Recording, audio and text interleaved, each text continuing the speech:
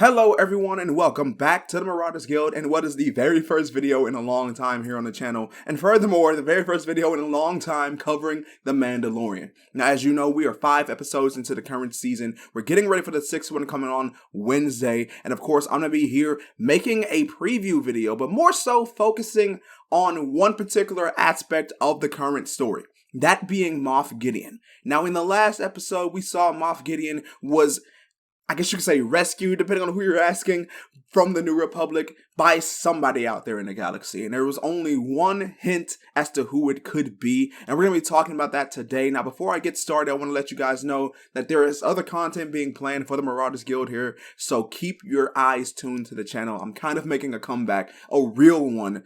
So keep your eyes peeled for things like this, these preview episodes, review episodes for anything new coming out. We're going to be trying to do gameplay for Star Wars Jedi Survivor when it drops. And of course, Star Wars Altered History is on the way as well. So now let's get back into what we're talking about today. Moff Gideon, who rescued him, as we get ready for episode 6. Now, there have been a lot of theories thrown around. I've been seeing them. I've been analyzing them myself. And I'm going to be giving you guys who I think are the likely suspects as to who lifted Moff Gideon from New Republic custody. Now, first and foremost, this is going to be based on something, this first one here, I should say, is going to be based on the idea that the Mandalorians are the ones who took it. Now, everything is based, as I should mention, I forgot to mention that one piece of evidence, everything is based on the fact that Beskar was found on the transport that Moff Gideon was on. As we saw Captain Teva, he released a probe droid of the sorts inside that ship and was able to find one piece of Beskar. That's the only hint.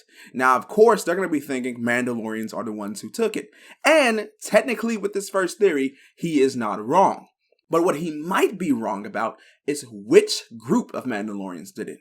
Now, the only contact he has with these people are the ones of the Coven, the one that Din Djarin and now Bo-Katan are a part of. That's the only direct contact he has with Mandalorians. So one might think he's going to go to them asking what happened to Moff Gideon. Why? Because they have been in contact with Moff Gideon. Maybe they took him to exact their own justice. Maybe they are secretly working for the former Imperial Moff. There is no clue as to what would be the real motive behind taking them.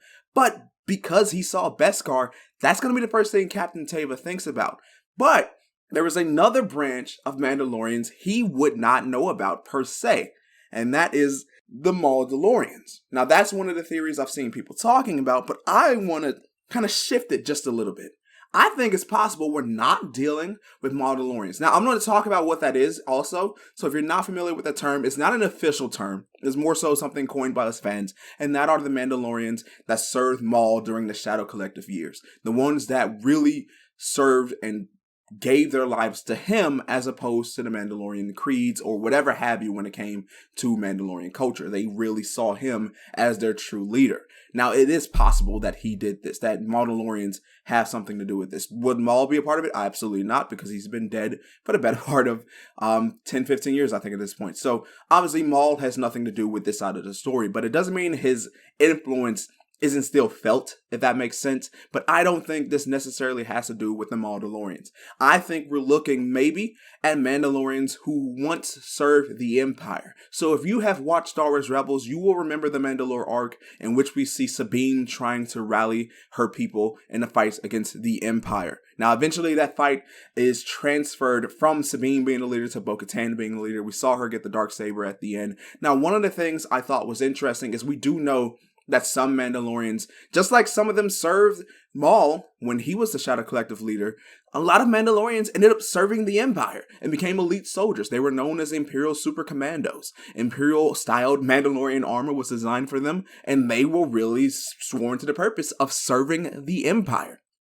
It is very possible that some of these Imperial Super Commandos had ties with Moff Gideon, maybe during his height of the Imperial career. Maybe they knew him at some point when he was a lower level. Maybe he could have been a commander, or maybe he could have been a fleet admiral at some point during these Mandalorian conflicts in which the super commandos were prevalent and part of the Imperial ranks. So maybe if they caught wind that he was captured all this time later during the days of the New Republic, maybe they want him back.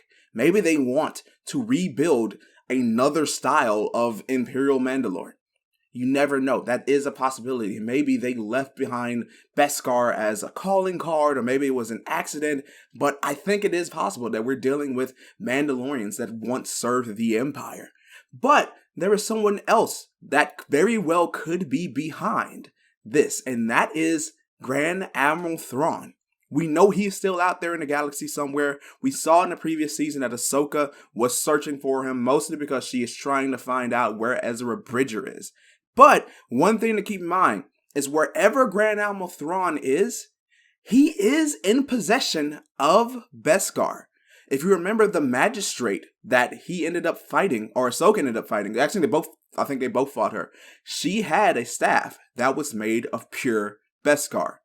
And she worked for Grand Admiral Thrawn, which means he more than likely gave that to her. So wherever he is, even if it was stolen, he might be sitting with more Beskar. Not a lot, but some of it, at least enough to gift it to people that works for him. So that said something. That says that maybe whoever took him could be Grand Admiral Thrawn. Maybe Gideon is now in the hands of Thrawn. Now, why would Thrawn do something like this? Why would he do something so sloppy? Keep in mind, Thrawn is not somebody who is for sloppy tactics. He very well could have purposely planted that Beskar, told whoever he had do it to purposely plant that Beskar, because he knows that they will immediately think it was the Mandalorians. They wouldn't think to look anywhere else. Why? Because Beskar isn't really found anywhere but within that group of people. So he knows that if he does that and the New Republic finds it, they're not going to be looking for him.